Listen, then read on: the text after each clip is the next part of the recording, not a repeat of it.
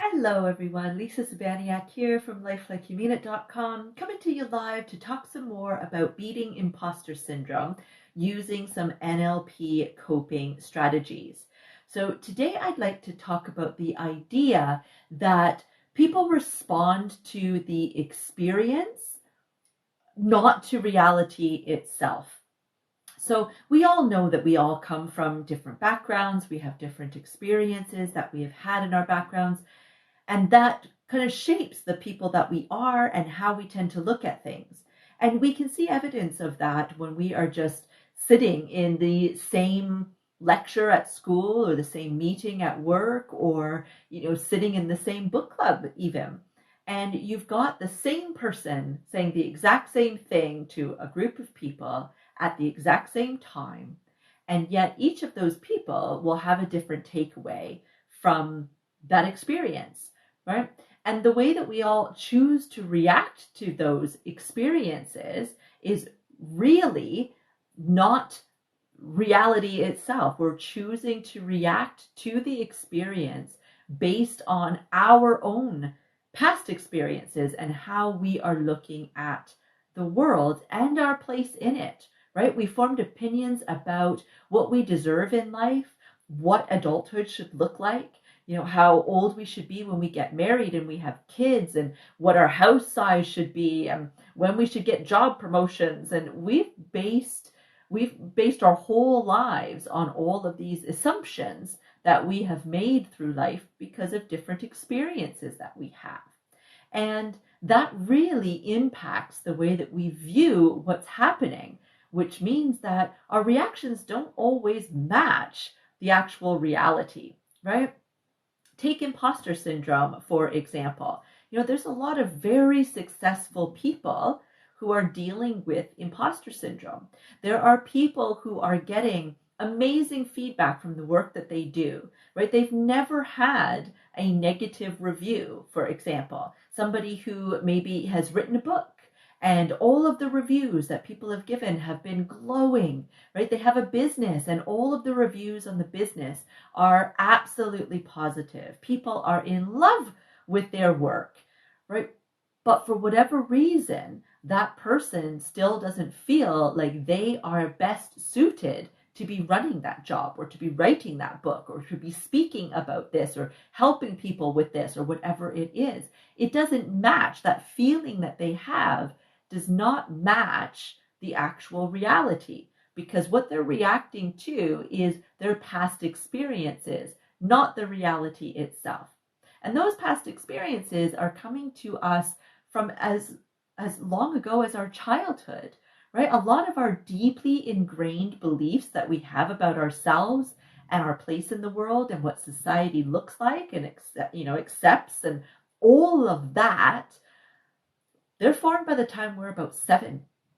You think back of what you knew of the world and what you understood of the world and your own abilities. And I still wanted to be a princess spacewalker when I was 7. Do you know what I mean?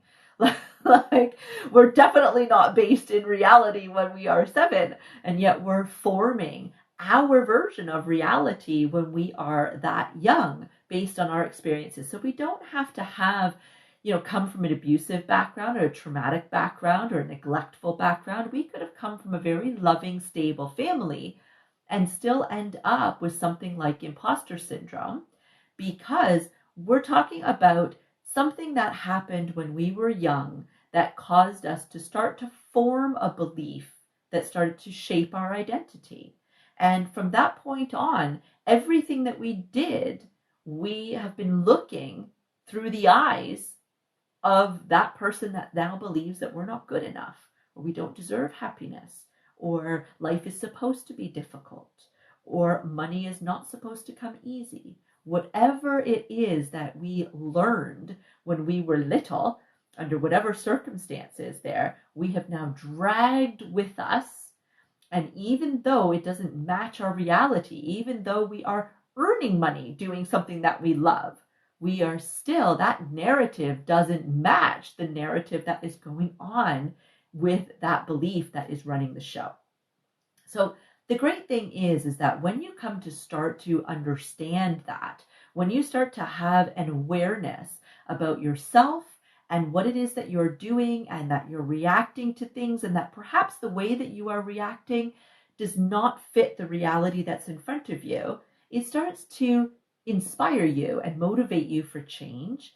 And it starts to actually empower you because you start to realize that you have the ability to say something different. Hi, Sari, I see you on here. Thank you.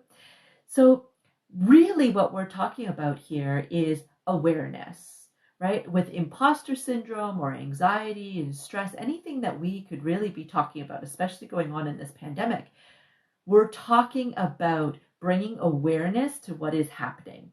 And at first, that awareness might seem like it would have a negative impact on us, but it's actually quite astonishing how empowering that awareness really is when you're able to see and understand that, okay, so this is actually normal for me to wake up, feel like I have anxiety around something, or I feel like, I'm really crap at something, even though everybody has told me I am amazing at it. I'm totally aware that those two things don't match up. And I've been thinking that I've been losing my mind all this time because I don't match up with what people are saying. And then you bring the awareness into it and realize that really what's happening are these old limiting beliefs that are running your show, and that they really don't match the narrative. You're making that decision about yourself based on those experiences, not based on what the real reality is. So what do you do about it?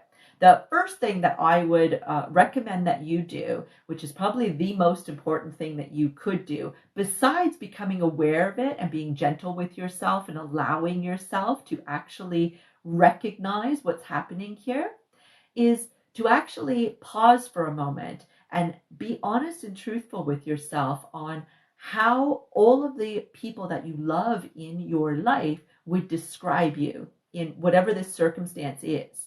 So if it's a business failure you think that you're having, or you are failing as a mom, or you are, failing at doing this homeschool stuff that we're trying to do with this pandemic, or whatever it is that you've got yourself thinking you're not good enough to do, ask yourselves how your friends and your family, your loved one, those kids, how they would describe you.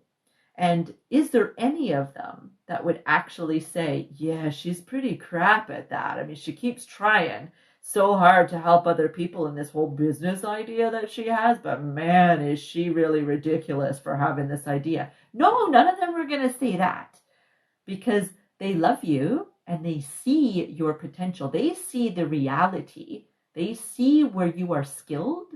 They see where you are putting in your efforts.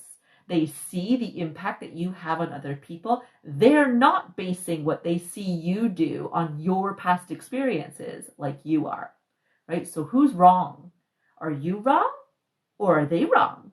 Are they all wrong and they're just trying to say nice things to you? Remember, you're not even asking them. You're just imagining what they would actually say. So try to then look at yourself from those same eyes, right? Look at yourself from a place of love and gentleness and acceptance. And just start by asking the question, is this really my reality?